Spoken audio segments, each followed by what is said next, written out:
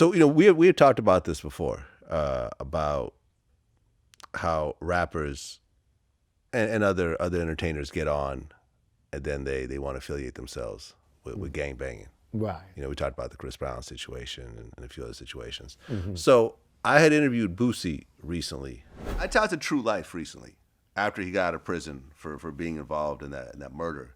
And he told me something interesting. He said that it is impossible to be a gangster and a rapper at the same time. It is. And he said that he tried it and he ended up in prison. Right. Me too.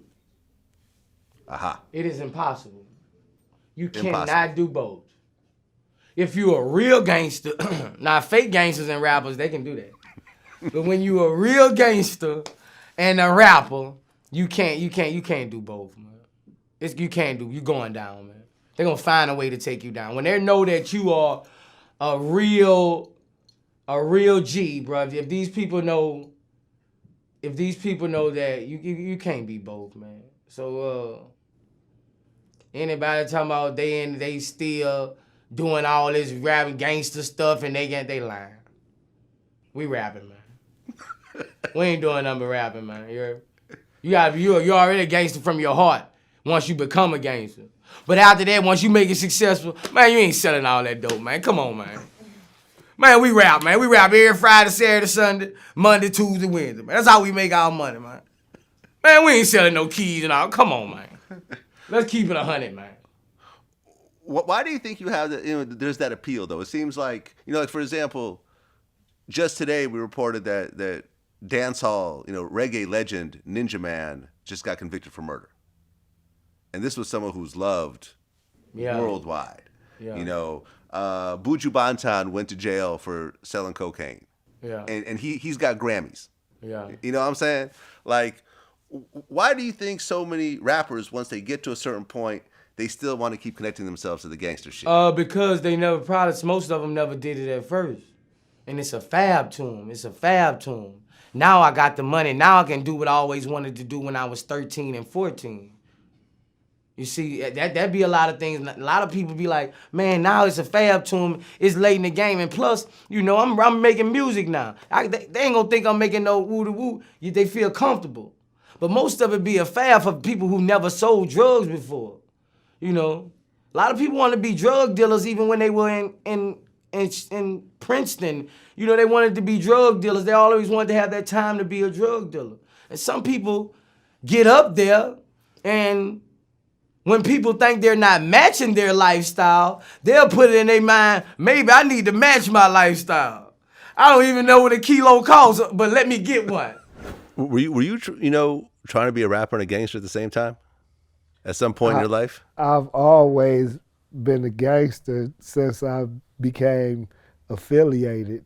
Okay. And I've never been non-affiliated, so I've never stopped being a gangster. I just became a rapper along my journey of gangsterism. Okay. I had the talent to manipulate words and metaphors and similes and relay the street life in my words. And let me say, for the record, I believe he was speaking of dope dealers, gangsters. Because he said a few times, we not selling these words, you know what I'm saying? We not doing this, I mean, I wouldn't admit to it neither. I've never been a dope dealer in that regard. I've dealt dope in different situations, but that was never my profession as a person. I was a robber. I took money. You know what I mean? And, so what he's saying doesn't apply to me and people of my ilk. When you come up in the streets in L.A., Nipsey's a gangster. He's a neighborhood Crip. But he's a hell of a rapper. You know what I'm saying?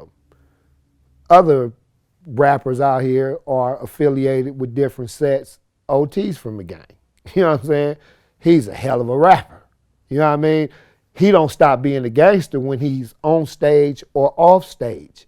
You just have to know how to modify your gangsterism and how to assimilate your G hand into the industry without being abrasive, without causing fear among the executives and, those who propel your career and guide your career, and are influential in you getting from the ghetto to stardom.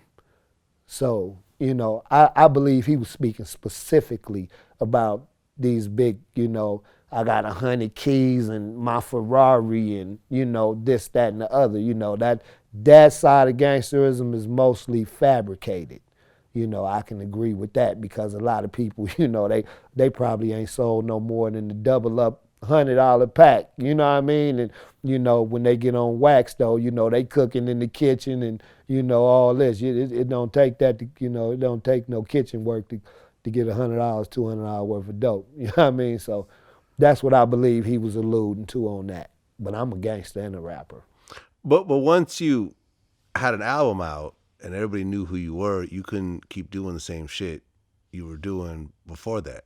You could. You could? Yeah, you could. How did that work out though?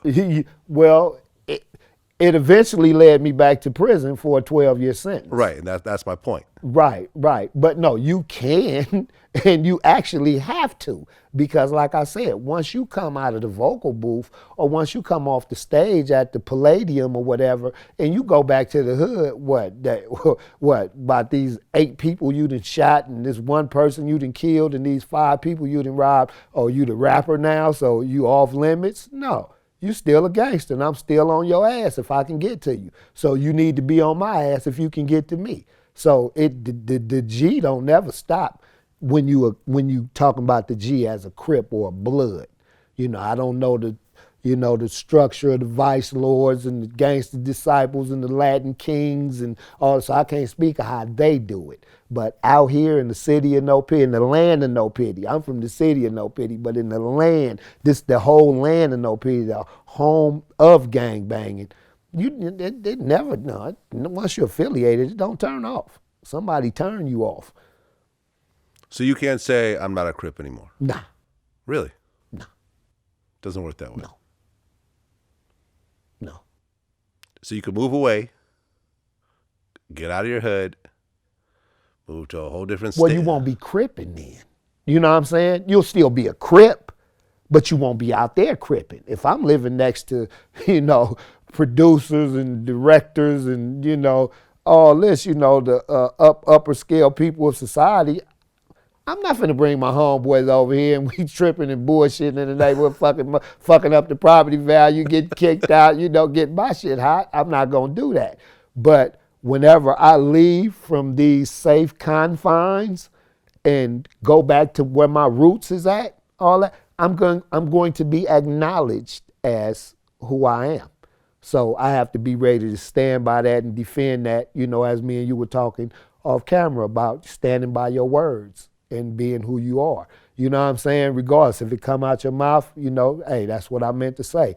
That's who I am. I'm always who I am. But you could also choose never to go back to that same neighborhood again. Yeah, that wouldn't be right though.